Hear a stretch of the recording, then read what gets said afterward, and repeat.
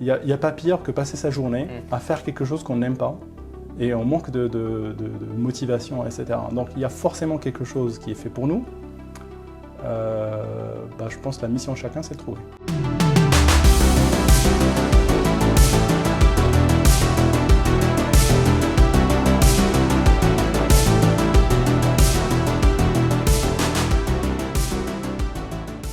Bonjour et bienvenue dans une nouvelle émission Mentor. Aujourd'hui, on reçoit un invité, on reçoit Anouar Kiassi. Bonjour. Bonjour. Alors merci d'avoir accepté de venir répondre à nos questions pour cette émission Mentor. Je vous en prie, je suis ravi d'être là. On va revenir sur votre parcours, sur vos expériences. Est-ce que déjà vous pouvez commencer par vous présenter, nous dire un petit peu ce que vous faites dans la vie? Oui. Alors, Anouar Kiassi, je suis aujourd'hui directeur digital dans une société qui s'appelle GTT et en même temps directeur général d'une filiale qui est spécialisée dans le digital qui s'appelle Ascens Marorka. Et vous avez toujours baigné dans l'informatique déjà depuis tout petit? Oui, depuis très longtemps. Mon premier contact avec l'informatique, c'était en 1995. C'est le jour où on a reçu notre premier ordinateur à la maison. Et je sais pas, quelque chose me disait que j'allais en faire mon métier. Et puis petit à petit, au fur et à mesure de mes études, je me suis spécialisé de plus en plus. Alors j'ai eu la chance d'avoir un père qui avait un cybercafé à l'époque. Et donc je passais tous mes étés en fait, à bricoler des ordinateurs, à aider les gens à utiliser les ordinateurs. Et puis pareil avec mes études, je me suis spécialisé et j'ai toujours travaillé dans l'informatique. Donc déjà, vous avez déjà été conditionné dès le départ. Il n'y a pas eu d'autres métiers en vue? Non, franchement, c'est probablement une chance parce que je ne me suis pas beaucoup éparpillé. C'est un métier passion quelque part et ça facilite les choses quand c'est comme ça. Et alors justement, vous avez parlé des études. Quel parcours d'études vous avez fait? Alors j'ai fait un bac scientifique. Alors j'ai pas précisé, hein. Alors moi je suis né au Maroc. J'ai fait toute ma scolarité à la fois primaire, collège, lycée au Maroc. J'ai fait une classe préparatoire aussi au Maroc. Et après, je suis venu en France en 2005 pour faire mes études d'ingénieur dans une école généraliste, à l'école polytechnique. Et je me suis spécialisé après dans l'informatique. Au bout de 3 ans, j'ai fait un équivalent master en informatique. Et puis j'ai commencé à travailler dans ce domaine-là. Donc c'est très axé informatique. Vous avez fait 2 écoles en parallèle? Non, c'est l'une après l'autre en fait. Donc il y a ce qu'on appelle le parcours commun et puis après une année ou une année et demie de spécialité qui aboutit sur un stage de fin d'études. J'en ai fait un en France et puis un deuxième en Inde parce que c'était à l'époque quand j'étais étudiant, c'était vraiment le pays de l'informatique, on parlait que de ça. Dans une ville assez célèbre pour l'informatique en Inde qui s'appelle Bangalore. Et donc j'ai passé 3 mois là-bas. En tant que salarié d'une société indienne. C'était assez intéressant comme expérience. J'ai aussi eu la chance de rencontrer beaucoup de gens qui font de l'informatique, qui viennent de tous les pays. Tout ça, je pense, a contribué à m'aider à faire des choix de carrière après qui m'ont permis aussi en fait, d'arriver à des niveaux de responsabilité que j'ai aujourd'hui. Justement, vous en parlez un petit peu, mais en quoi vos années d'études elles vous ont permis Elles ont été formatrices dans votre façon d'approcher des projets? Moi, franchement, c'est pas ce qu'on peut qualifier d'un geek. Je passais pas toute ma journée, alors j'étais passionné par l'informatique, mais je passais pas ma journée, mes nuits à faire de l'informatique. Je me rappelle d'ailleurs quand j'ai commencé mes études d'informatique, j'étais entouré de geeks qui faisaient que ça. Et à un moment donné, je me suis même posé la question si j'avais un avenir dans cette filière. Parce que encore une fois, c'est un vrai métier passion. Il y a énormément de gens passionnés. Je pense que les études m'ont permis justement d'acquérir les compétences nécessaires pour faire mon métier. Peut-être différemment en fait de d'autres, mais je l'ai fait à ma manière et je trouve que ça m'a réussi en tout cas.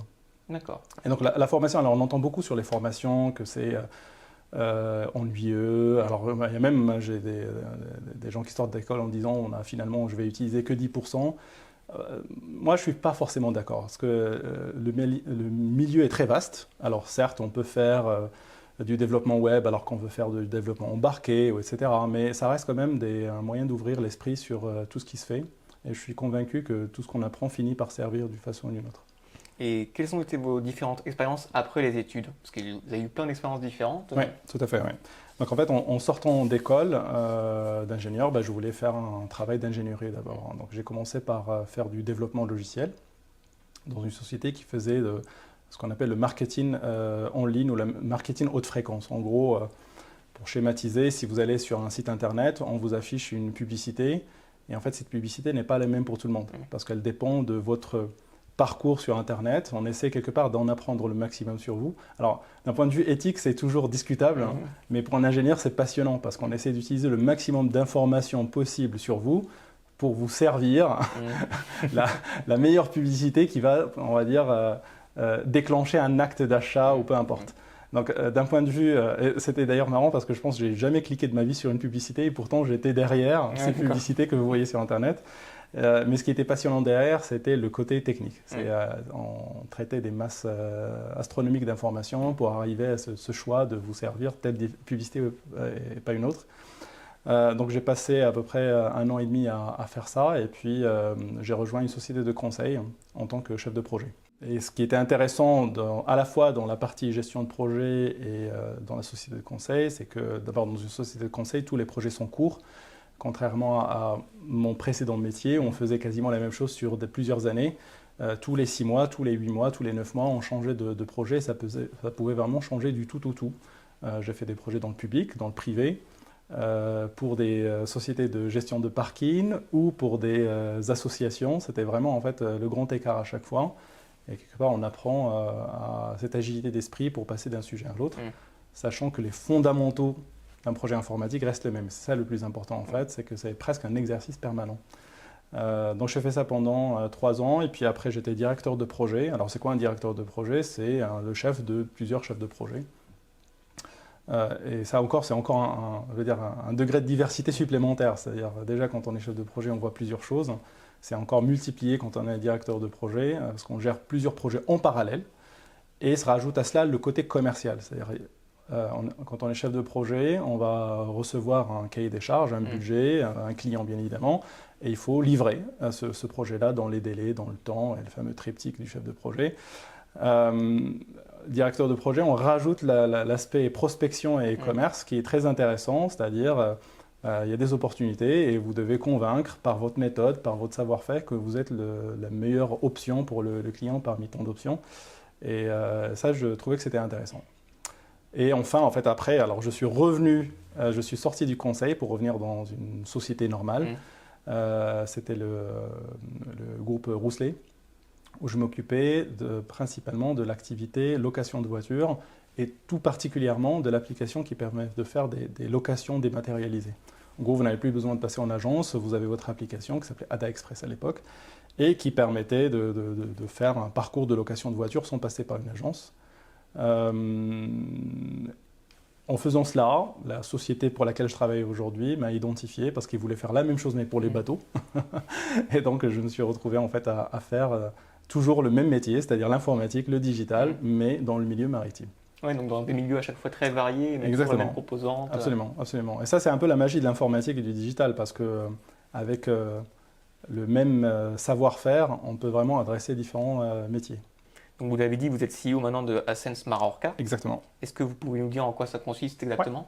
Ascenz Marorka, c'est une société, alors pour le coup très internationale parce que la plupart des navires naviguent ailleurs et la spécialité, c'est d'améliorer la performance environnementale des navires, qui est souvent liée à la performance économique. En fait, en réduisant la consommation d'un bateau, on réduit son budget et en même temps, on réduit ses émissions de gaz à effet de serre. Donc ça, en fait, c'est notre but principal. Alors ça marche comment? On dispose d'un certain nombre de capteurs sur un navire pour mesurer, par exemple, sa consommation, sa vitesse, bien évidemment, son orientation, la hauteur des vagues, la vitesse du vent. Et tout ça nous permet de dresser, on va dire, un profil énergétique du navire. Alors, dans l'informatique, on aime bien les buzzwords, on appelle ça le digital twin, le jumeau numérique du bateau. Et à partir de là, on peut donner des conseils à l'équipage pour dire là, il faut aller vite, là, il faut accélérer, là, il faut changer de chemin, par exemple. Votre moteur, il faut l'entretenir parce qu'il surconsomme par rapport à un moteur bien entretenu, etc. etc. Donc, c'est ça vraiment notre objectif. Ce que je trouve vraiment très intéressant, c'est associer à la fois l'intérêt économique et écologique de la chose, parce que souvent, c'est plus compliqué quand on les sépare. Une société, à la fin, a besoin de faire du profit, à la fois pour ses salariés et ses actionnaires. Et quand on a malheureusement des intérêts divergents entre l'écologie et l'économie, c'est plus difficile. Je ne vais pas dire que c'est impossible, La loi peut tout faire, mais quand les deux sont associés, ça marche très très bien. D'accord. Et est-ce que réduire justement l'impact environnemental, c'est quelque chose d'urgent aujourd'hui pour les entreprises, les transports? Oui, c'est très important. Moi, dans mon métier, je voyage beaucoup et je vois vraiment, je touche l'impact du dérèglement climatique dans les régions où je vais. J'étais en Asie il y a quelques jours. La Thaïlande a pour la première fois vécu 50 degrés de température, ce qu'ils n'ont jamais vu par avant. Et c'est une réalité. On peut ne pas le voir en France parce qu'on est dans des régions peut-être tempérées, mais c'est une réalité et je pense que dans une activité comme la mienne, c'est un vrai moteur, c'est une vraie motivation de se réveiller tous les matins et dire qu'on œuvre pour cette bonne cause, d'autant plus que je suis père de 2 enfants et en fait j'aimerais bien leur laisser un monde meilleur que ce qui se profile en tout cas à nos yeux. Oui, parce que c'est important justement d'avoir un impact. Maintenant que vous dites que vous avez un impact avec votre travail, peut-être, est-ce que quand vous étiez enfant, vous pensiez qu'un jour votre travail aura un impact? Non, pas du tout. Pas du tout. Moi, je pense que je ne dirais pas que voilà, j'ai tracé ma vie depuis 20 ans et je fais que suivre des étapes prédéfinies. Tout ça est venu au fil du temps et beaucoup au hasard des rencontres. Moi, ma vie a beaucoup été façonnée par la rencontre de plusieurs personnes qui m'ont inspiré. C'est très important, je pense.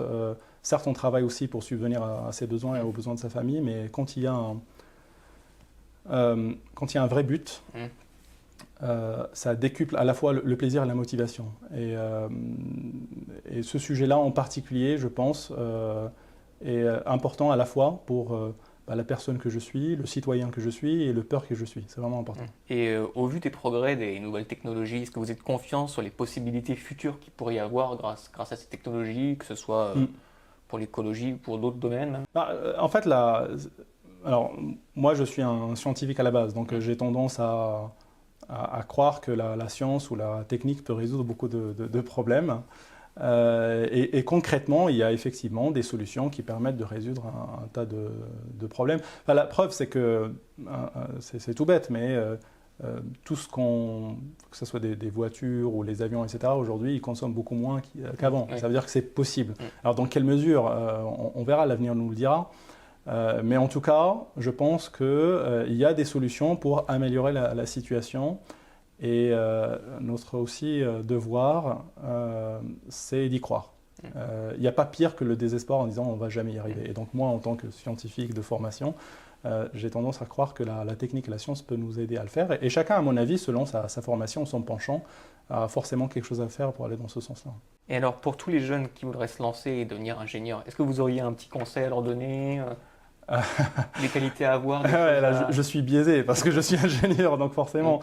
Moi, j'ai souvent eu cette question. Je réponds quasiment toujours de la même façon. Il faut faire ce qu'on aime. C'est extrêmement important parce qu'on passe la majeure partie de son temps dans son travail et à dormir. Et donc, en fait, il faut absolument faire quelque chose qu'on aime. C'est pas facile à trouver. Je dis pas que c'est facile. On ne se réveille pas un matin en se disant on peut essayer plusieurs choses, ne pas y arriver ou ne pas aimer. Mais à un moment donné, quand on arrive à allier plutôt associer plaisir et travail, c'est génial parce que on excelle en prenant du plaisir. Et je trouve qu'il n'y a pas pire que passer sa journée à faire quelque chose qu'on n'aime pas et on manque de motivation, etc. Donc il y a forcément quelque chose qui est fait pour nous. Je pense que la mission de chacun, c'est de trouver. Merci sur ces bonnes paroles. C'est la fin de notre interview. Merci. Donc merci à vous d'avoir répondu à nos questions. C'était un vrai plaisir. Merci. J'étais ravi de participer à cette interview. Merci à vous. Et donc nous, on se retrouve très bientôt pour une nouvelle émission Mentor sur notre chaîne YouTube. À très vite.